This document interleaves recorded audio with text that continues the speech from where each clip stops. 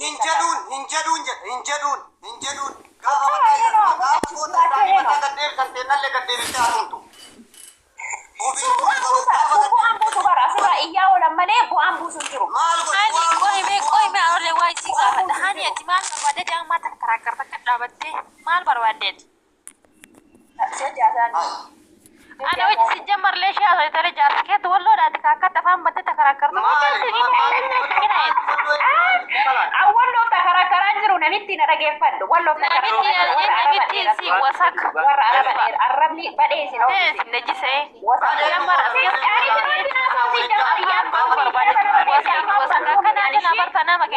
Isaa jirtu ayyooytuun jala bulte hudduu jala qabdee laqaaqaa minnaa shillibda nabbi daata. Innaa shamsi no. Amaariffaa haasayitiin. Sagalitti waadee qabatanii deeman dhiira. Tana hoolaa akkanaa tanarra laadan asirratti hoola sirriin dalaga gocha sirriiti miti nama qabanii ajjeesuu sirrii miti jechuu dhabameeti walloodha. Wallaahi ila. Gaafa tokko gadi isinii bahee gaafa daaraa isin kutu kabajaa warra shamarran. Taraa walii kan naamee dhagaye. Mee carraa naa kenni daqiiqaa lama qofa dubbannee baannaa illee morma illee barbaadu. Ayyee dubbadhu. Obboleeyyan kee wanti jechuu barbaadu. Warri ammoo wallo warra isa nama tuqaa malee wallo ammoo uummata akkasiitiin maalii jettanii haasoftani. Gaadha osoo wallo tokko qofa badii dalagee rakkoo waan uummata arsii qofa osoo hin taane uummata rakkoo qofa osoo hin taane akka ta'u seenaa fokkataadha. Ilma namaatitti illee akka seera biyyattiitti illee akka aadaa oromootitti illee kuni gocha diinummaati. Gocha garjabummaati. Gocha salphinnaati ammoo jara irratti. Kan ammoo uummanni wallo waan bareechisee beekuu qabu. Gocha dhasiin Oromoo asii irratti dalaganii kana akka Oromoo kutaa kudhanii irratti dalagametti ilaallama. Akka Oromootitti illee namni safuu qabu. Oromoon diina kan keetu yoo qabde albee ittiin qaratinii. Diina kan keetu yoo ajjeefti lubbuu isaa dhaabata balleessi malee lubbuu dhiiraatiin yookaan lubbuu ilma namaatiin hin taphatin jette akka islaamummaatitti illee akka Oromoo akka aadaa Oromootitti illee jechaadha. Deeme kun jarri islaamummaa maaliif beekaneeti?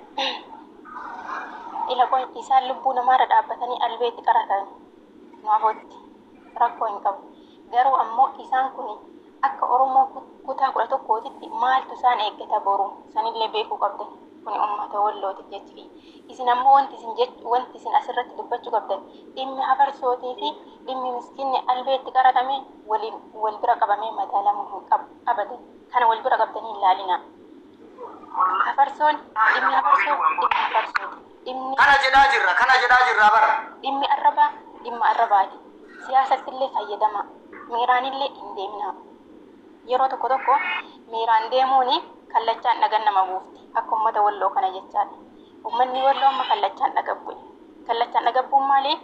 Obboleessa isaa ka Oromoo qabanii albeetti qarachuudha. Kallachaan dhagabbu'an. Dhaggeeffadhu mee takka ani gaafii gaafadha. Takka gaafii gaafadha. Maal qaba isin uummata Oromoo walloodha dhiifama gaafatta maal qaba? Maal abbaa kee dhiifama si gaafata?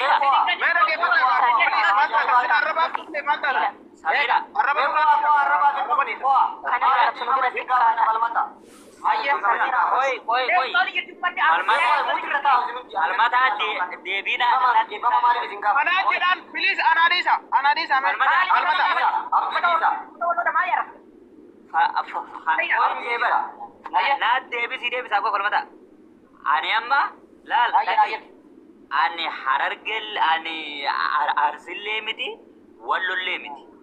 Ani harargeedha garuu akka ilma harargee ka Oromoo tokkotti deebisaa fi kenna malee ani ijoollee sekkomandollee miti ijoollee wallollee miti. Gandummaa yoo jetta sudduu warree seenta bibi. dhaggeeffadhu kasitti nama siifin gasiita kenna dhaggeeffadhu akka manguddummaa san dhaggeeffadhu na dhaggeeffadhu dura taranyaa olii kan ati na dhaggeeffadhu dhaggeeffadhu falmata ani duriyyee yoo feete ganda feete gabbaatee harargee dhukkee yoo irraa kaafte sun mirga abbicha mataa isaati.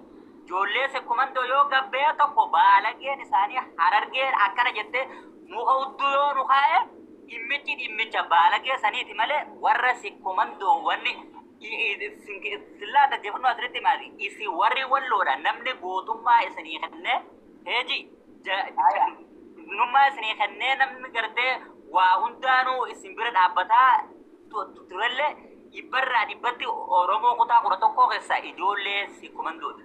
Ijoollee baalee ni beekta nunoo warri gaafa san boo'aa turan onlaayina kana yoo hordofte ni beekta Sa'aat Usmaa'eel Yuusuffaa ni beekta warra imimmaan buusee boo'ee walloodhaa jecha gartee imimmaan isaanii kana buusee boo'u jira. Har'a hafarsoo sana bilee soo dhagaye. Hafarsoo yoo feete beenaa ajjees yoo feete beenaa qali yoo feete akka feete godhi garuu miskiinticha karaa deemu miskiina umaa gartee dalagaa isaa kanarraa fudhadhu. Dhagaye nama ammoota dhiba isaa falmataa jirtu. Ammoo carraa isaa eegi falmata. Falmata carraa isaa eegi sii kenna. Dhagaye carraa biyya naa eegi dhagaye ani arsillee miti wallollee miti ani akka ilma Oromoo tokkotti quuqama nattee dhagaye waa'ee warra sekkumandoo asas gahe hafarsoo akkatti hudduu isaa gaggara galchii horii irra taa'ee ofe wanni biraan barbaachisu wanni girgirri ati ilmaan sekkumandoo asin akkana wanni janiif hin jirtu isin gocha seenaa ilmaan Oromoo hunda keessaan baane hojjettanii gocha gadaantummaa waan sareen hin hojjenne hojjetta walloonii haarumanjuu barbaada jeetti. Galatoomii abeebi yaadni jiru kana falmata ati galatoomi ulfaadhu falmata muuti raayu kaafatee hin beeku laala dhiyyu jira baatota mana keessa deeme dhiyyu jira quba afaan kaa'ate. Yeme koy haftee amma Hussein daaftee itti fuudha. Dubbattu ko. Dhiifama nama jiranii kun waan mee maaliif dhiifama si gaafanna falmata maaliif dhiifama si gaafanna maal taata.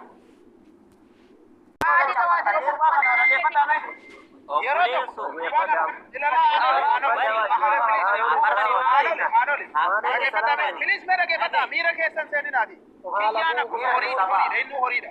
Womaan galanii faasaan nama waa galuu miti. Nama waa beekutu waan onlaayina kanarraa sodaa Salaam alaikum. Salaam alaikum. Salaam alaikum. Salaam alaikum. Ijoollee beekumsa wallahi dhaggeeffadhu ani waan akka dubbadha koo tura waan dhima qoyabdi ijoolleen tana mana kan ol seentanii akkuma hoola iita ina falmataa mucaan harargee kun agartanii waa hin naase yoo haasoftan tartiiba naasaa iyyina yaaki mucaan kun amma waan ajaa'iba haasee waan itti nagamma naasee naasee mucaan harargee kun galatoomii ulfaadhu wallahi laziim akkasin nama himaa malee ani bariya habarsoon bar gadi baheeti ummaan harargee warri aadaan qabdanii marreen qabdanii jee nurraa'u dhukkee kaasu haa dhukkee nurraa kaasu haa hudduu nu kaa'u maaliifin nuti qaama tokko duriyyeen gaafa gabbaatee ganda tokko arrabsitu ganda bakka hin buutu. Leenjisoo dhiigaa bakka hin bu'u jaarraa abbaa gadaa ganda hin bu'u.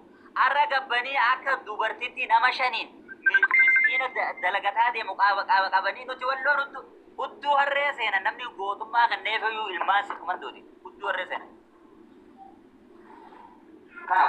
Abdii maal jettaati? Abdii achirra abdii maal jetta? maaltu jira isinitti fakkaate namni kun beektaa hagabee kuni waa dubbata. Madaalli isaa gurbaan nama waa barate miti. Osoo waa beekanii miidiyaa akka uummanni keenya itti fayyadamu kanatti fayyadaman. Tokkoffaa ijoolleen teenya warri miidiyaarraa waa arrabsulleen miidiyaarra waa arrabsan malee miidiyaarra dubbatan malee wanni miidiyaarra subti. Amma mucaan harargee kun akkuma amma itti hime kanatti jechuudha. Wallahi lazim osoo waa beekee dhageeffatee jecha san akkamisin ijoollee kun hasi komandoo eenyu waliin jedhu deebiin isaa gahaadha sila achumatti dhumatti. Leenjisoo dhiigaa waan sila afaan isaanitti buqqifatanii miti. Isaayyuu oromummaa fi maalummaa isaaniitu kan itti hime leenjisoo dhiigati. Wanni isaan asii muka baatanii yaa'anii leenjisoo dhiigaa waan leenjisoo dhiigaa dubbataniif hin jiru. Kanaaf yoo waa beekanii sila nama waliin haasa'an warri miidiyaa namni qawwee baachuu fi miidiyaarraa haasa'uun yookaan sagalee dhawwaa dubbachuu yaadan nama amansiisuun waliin fakkaatu. Gootummaan namaa ka silaa itti ifuu ni qabu wanna daanii miti nama miskiina lafarra deemuuni miti gootummaa keessan ka isinii kenne nuti oromoodha warruma beekutu diina afaan jirtan jennee kabaja isinitti horree akkasitti akka isin sila ofonnaa jettanitti gootummaa isinii labsini amma immoo deebi'ee gootummaan keessa yoo akka wannaaf duuba ka deebu taate dantaa keessan kana of kabajuun dirqama isinirra jiraata jechuudha sanii mittaanan immoo takka takkaan guuramtan kabaja duraan isinii horaa turre kabaja duraan isinii kennaa turre akkasumatti isinumarraa fuuna jechuudha kanaaf nama akkanaa kanaaf moo ol galchine irraa haasa'uun waan amma inni haasa'ee silaa kabaja dhiifama gaafattan dhiifama ka gaafachuu qabu isaani ka yakka dhiiga namaatti sadaffanneesini kabaja isaanii oi baran kana dhibu hay warri si komando maal balleessatti dhiifama gaafata afarsoon bari gadi bayeeti harargee guutuu isin wanniin akkana isinituun akkana harargee bar dhukkee irraa kaase yoo fedhe bar hudduu bana isin jimaa qamoo malee humaan beetne nun jebbar dhukkee nurraa kaasa gaafa fedhe ammoo arsii dhukkee irraa kaasa gaafa fedhe hunda dhukkee irraa kaasa kanaafi warra leenjisoo diigatii fi warra wanni maaltu walitti fideewu wanni duriyyee waan duriyyee wanni baalagee waan baalagee wanni goota kalee bilisa isaan baase goota kalee